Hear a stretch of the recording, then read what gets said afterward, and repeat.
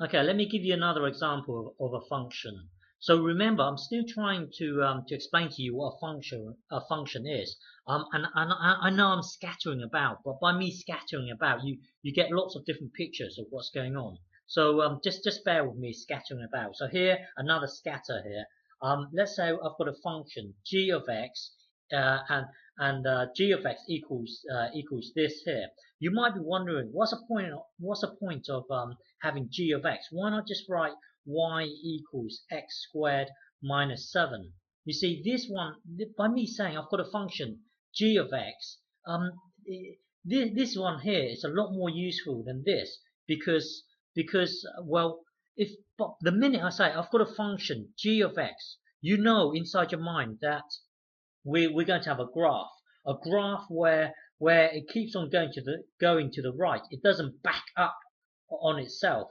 So the minute I state this here, it's a lot more useful because you got an extra bit of information, and that bit of information is that the graph keeps on going to the right. It doesn't back up on itself. Now, if I say, oh, I've got a graph y equals now, you see y here.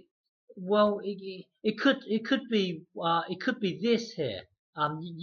You see y could well this is more you can extract more information from this, and also if you were to say y equals something, what happens when I want to put 7 into this thing here? I can say, sorry, what happens if I want to put, let's say, 2 into here? I can write, oh, well, g of 2 equals, now by me doing this I can put the 2 into, well, because I'm putting the 2 into the x here, that means I'm putting the 2 into this thing here.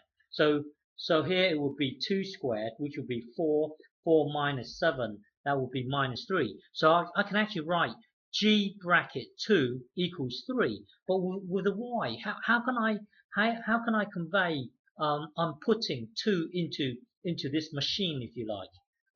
How would I, by using this, how would I, well, but this is a lot more useful by you saying, oh, you've got a function g of x, and then later on we can combine lots of different functions like h of x here. We can come up with theories that ties up lots of different functions. Whereas if you use y equals something, it's not as good as us using g, well, whatever, g of x or whatever. Okay. So here, if you're given a function g of x equals this thing here, okay. So here the range, in this case sorry, hang on. In this case the domain. Remember so here you can imagine it as you putting a number x into this machine, if you like. You're putting this, and this machine here is going to get whatever you put in there. You're going to square it and then minus 7, and then it spits out a number.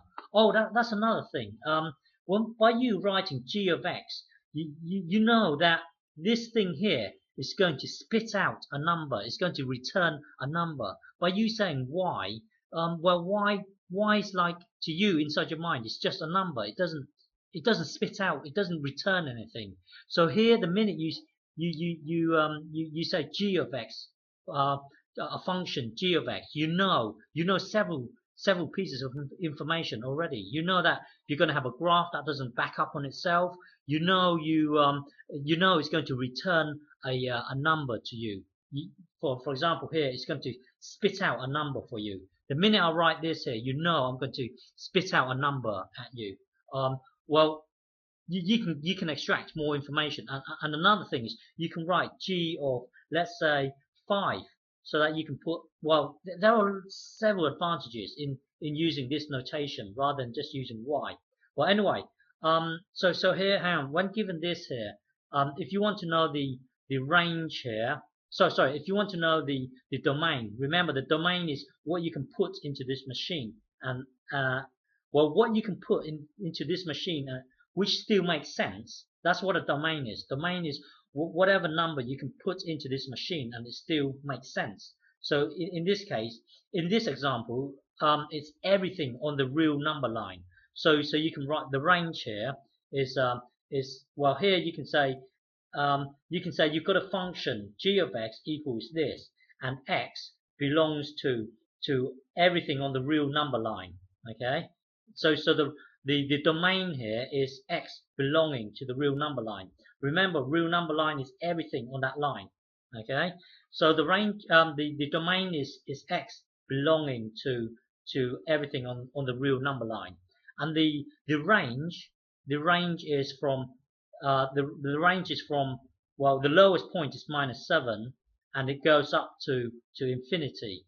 So here the range, you would write range as this.